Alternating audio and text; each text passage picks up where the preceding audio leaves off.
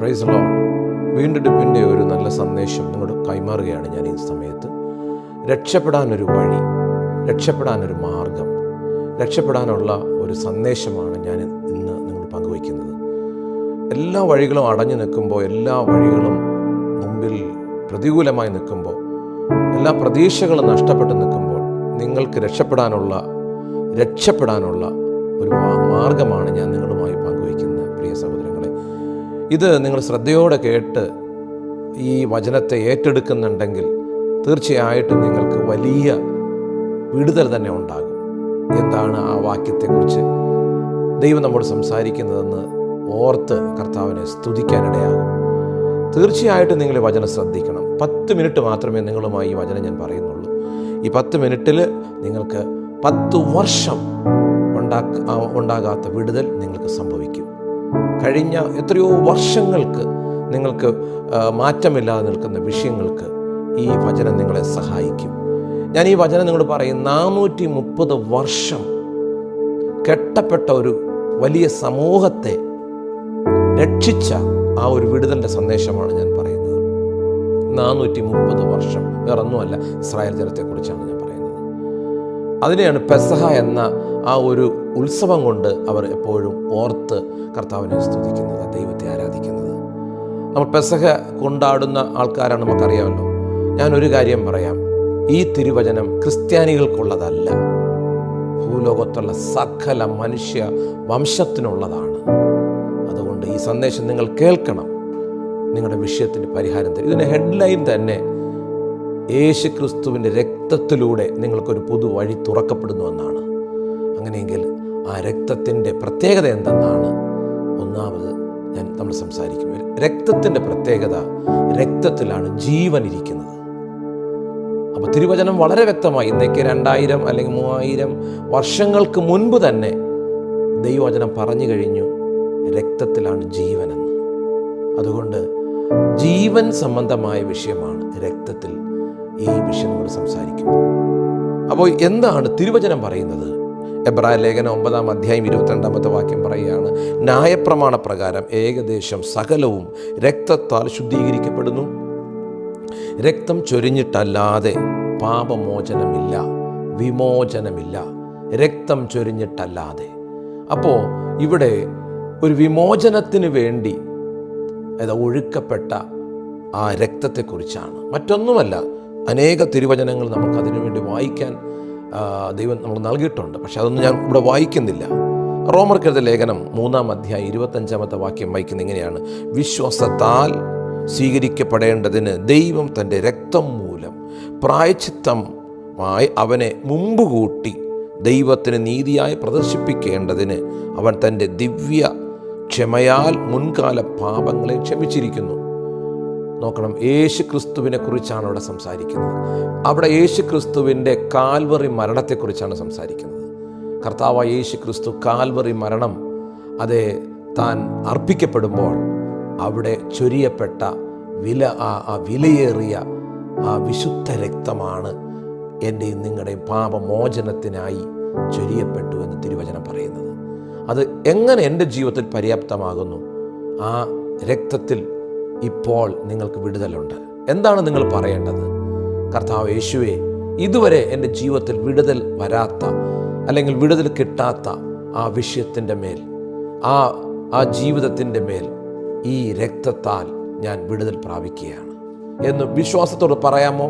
ഈ വചനം ഏറ്റെടുത്ത് പറയാമോ?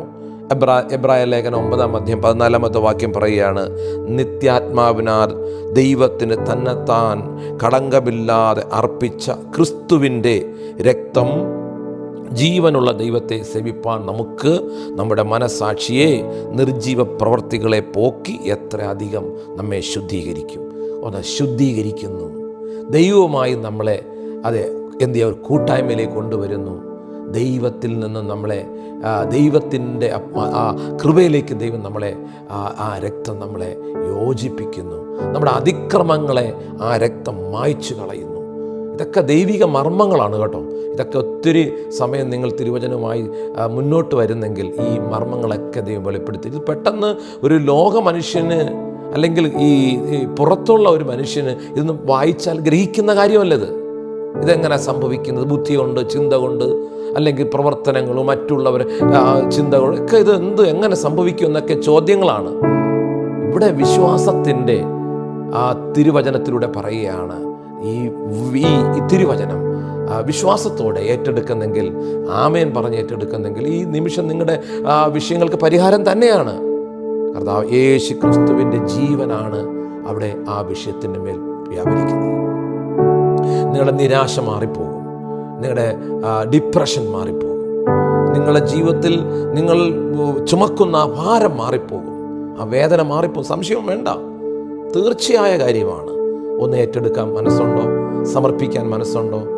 ആമേൻ. ഈ നിമിഷം ഒന്ന് സമർപ്പിക്കുക. നിങ്ങൾ ഒരുപക്ഷെ ബസ്സിലായിരിക്കാം, ട്രെയിനിലായിരിക്കാം, ഹോസ്പിറ്റൽ കിടക്കയിലായിരിക്കാം, വീട്ടിലായിരിക്കാം, മറ്റെവിടെയെങ്കിലും നിങ്ങളായിരിക്കാം. നിങ്ങൾ വേദനിക്കുന്ന വ്യക്തിയാണെങ്കിൽ, ഭാരം ചുമക്കുന്ന വ്യക്തിയാണെങ്കിൽ, എനിക്ക് വിടുതലില്ല എന്ന് നിങ്ങൾ ഉള്ളം കൊണ്ട് നീറുന്ന വ്യക്തിയാണെങ്കിൽ, മറ്റു അനേക വിഷയങ്ങളാണ് നിങ്ങൾ കലങ്ങി നിൽക്കുന്ന വ്യക്തിയാണെങ്കിൽ, നിങ്ങളോടാണ് ഞാൻ പറയുന്നത്. നിങ്ങൾക്ക് വേണ്ടിയാണ് ഈ സന്ദേശം ഞാൻ പറയുന്നത്. പ്രിയ സഹോദര, സഹോദരി, മാതാവേ, പിതാവേ, പ്രിയ സഹോദര, ഈ വചനം നിങ്ങൾ ഏറ്റെടുക്കുക. ഈ നിമിഷം നിങ്ങൾ ഏറ്റെടുക്കുക. ഒരുപാട് സാക്ഷ്യങ്ങൾ ഞങ്ങൾക്ക് പറയാനുണ്ട്. ആ കീവേഡ് ഇതാണ്: ഒരു വഴി ഈ നിമിഷം തുറക്കപ്പെടും. ആ യേശു ക്രിസ്തുവിൻ്റെ രക്തത്തിലേക്ക് ഒന്ന് സമർപ്പിക്കാമോ? ഒന്നും പറയണ്ട, ഹൃദയത്തിലേക്ക് ആ വചനം ഏറ്റെടുത്ത്, യേശുവേ, അങ്ങയുടെ രക്തം എന്നെ ഒന്ന് ശുദ്ധീകരിക്കണമെന്ന് പറയാമോ? അങ്ങയുടെ രക്തം എൻ്റെ പാപത്തെ പോക്കണമെന്ന് പറയാമോ?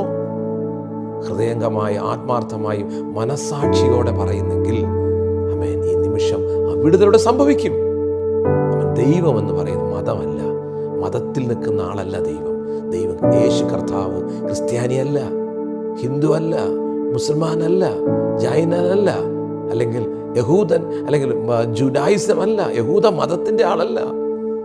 അവൻ ലോകരക്ഷിതാവായ വീണ്ടെടുപ്പുകാരനായ യേശു ക്രിസ്തുവിൻ്റെ ആ മഹനീയ സാന്നിധ്യം ഈ നിമിഷം നിങ്ങളുടെ ഭവനത്തിനകത്ത് വരും. ഒരു സംശയം വേണ്ട. അനേകായിരം സാക്ഷ്യങ്ങൾ നമുക്ക് പറയാനുണ്ട്. സമയം നമ്മുടെ മുമ്പിലില്ലല്ലോ. അതുകൊണ്ട് നമ്മുടെ പാപങ്ങളെ ഏറ്റുപറയുന്നുവെങ്കിൽ അവൻ നമ്മുടെ പാപങ്ങളെ ക്ഷമിച്ച് നമ്മുടെ അനീതി പോക്കി നമ്മെ ശുദ്ധീകരിപ്പാൻ തക്കവണ്ണം വിശ്വസ്തനും നീതിമാനുമായ ദൈവമാകും. ആമേൻ. നമ്മൾ ഏറ്റുപറയാമോ? കർത്താവേ, എൻ്റെ ജീവിതത്തിൽ കുറവുകളുണ്ട്, ബലഹീനതകളുണ്ട്, അനേക തെറ്റുകളും കുറ്റങ്ങളും സംഭവിച്ചു പോയി, എന്നോട് ക്ഷമിക്കണമേ കർത്താവേ. ആരും കേൾക്കണ്ട, ആ ഹൃദയം കൊണ്ടൊന്ന് പറഞ്ഞാൽ ഈ നിമിഷം വിടുതൽ നിങ്ങൾക്കായി വ്യാപരിക്കും. ഈ നിമിഷം നിങ്ങൾക്ക് മേൽ ആ സൗഖ്യം വ്യാപരിക്കും. ഈ വചനങ്ങളാൽ കർത്താവ് നിങ്ങളെ അനുഗ്രഹിക്കട്ടെ. ഒരു വാക്ക് ഞാൻ നിങ്ങൾക്ക് വേണ്ടി പ്രാർത്ഥിക്കാൻ ആഗ്രഹിക്കുന്നു. കർത്താവെ, ഇപ്പോൾ പ്രാർത്ഥനയ്ക്കായി അതേ കർത്താവെ, തല വണക്കിയ ആ ഹൃദയം സമർപ്പിച്ച ആ വ്യക്തി ജീവിതത്തെ അങ്ങയുടെ മഹത്വം കൊണ്ട് നിറയ്ക്കണം. ഈ നിമിഷം തന്നെ ഈ പ്രാർത്ഥന കഴിയുമ്പോൾ, ഈ പ്രാർത്ഥന ചൊല്ലിക്കഴിയുമ്പോൾ അവരുടെ ജീവിതത്തിലൊരു പുതിയ വഴി തുറക്കണം. തുറന്നതിനായി സ്തോത്രം. യേശു ക്രിസ്തു മുഖാന്തരം പ്രാർത്ഥനകൾക്കും സ്വർഗ്ഗ നല്ല പിതാവേ, ആമേൻ, ആമേൻ, ആമേൻ. വചനങ്ങളാൽ ദൈവം അനുഗ്രഹിക്കട്ടെ. God bless you.